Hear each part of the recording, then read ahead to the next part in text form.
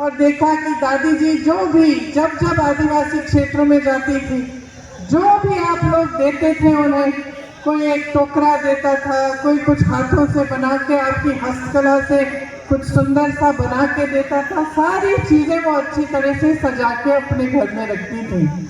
आज भी उनका घर एक म्यूजियम बना है। आज भी अगर उस घर में जाएं तो आपको उनके कमरे में बहुत सारी ऐसी चीजें आपको दिखेंगी जिससे आपको पता चलेगा कि कितनी श्रद्धा थी उनके दिल में आपके लिए। तो उन्होंने बचपन में हमें ये सब चीजें सिखाई, लेकिन इसके साथ साथ ये जो उनकी श्रद्धा थी पूरे आदिवासी समाज के लिए, वो श्रद्धा कांग्रेस पार्टी की नीतियों में भी आपको प्रकट होती है, वो दिखती है।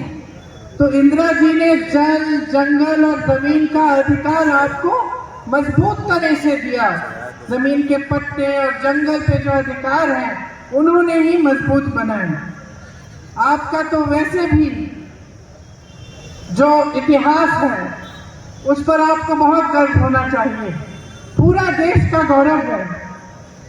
सिद्धो कान्हू, चांद भैरव जी और तिलका मांझी जैसे महान नेता यहीं से उभरे हैं। मैं उन सभी आदिवासी नायकों को प्रणाम करती हूँ और आपका इतिहास जो है उससे प्रेरणा लेती हूँ। हमारी जो नीतियाँ हैं कांग्रेस पार्टी की, वो हमेशा आपको मजबूत बनाने वाली नीतियाँ रही हैं।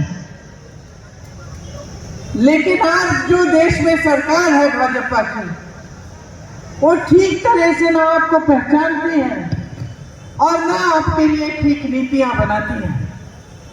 आपने देखा होगा कि आज क्या हो रहा है देश में। आपके मुख्यमंत्री जी चुनाव से पहले ही जेल में डाल दिए जाते हैं। क्यों? फर्जी बयानों पे, फर्जी मुकदमों पे उन पे ऐसा केस डाला है जो सच हो ही नहीं सकता। फिर भी भाजपा की सरकार ने उनको जेल में डाल दिया और पूरा चुनाव आपको उनके बिना लड़ना पड़ रहा है। लेकिन एक बात है, वो शायद ठीक से आपके समाज को समझ नहीं पाए। मोदी जी ने सोचा होगा कि हेमंत सोरेन जी को जेल में डाल देंगे तो यहाँ चुनाव आसानी से जीत जाएंगे, यही सोचा होगा।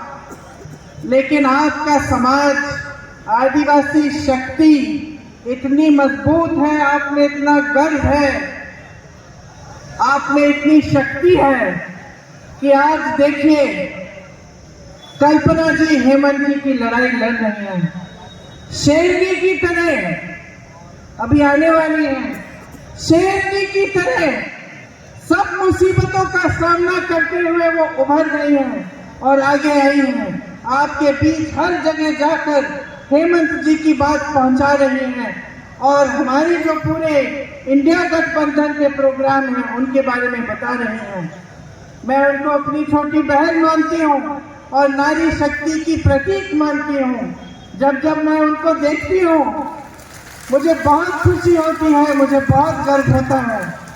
सोचिए, आज तक उन्होंने राजनीति नहीं की थी, आज तक बच्चों का देखभाल कर रही थी घर पे। अचानक उनके पति को जेल में डाला जाता है, घबराती नहीं है, हिम्मत नहीं हारती, घर पे बैठ के रोती नहीं, उठ के अपने पति की लड़ाई, अपनी समाज की लड़ाई आगे बढ़ाती हैं और हिम्मत से लड़ रही हैं। तो आप सबको बहुत गर्व होना चाहिए कि आपके आदिवासी समाज की शक्ति आज उनमें दिख रही है। देखिए आज देश के क्या हालात हैं। एक ऐसी सरकार है देश में जो आपका आदर नहीं करती। इसका मिसाल यही है कि आपके मुख्यमंत्री जी को चुनाव से एकदम पहले उन्होंने जेल में डाल दिया है।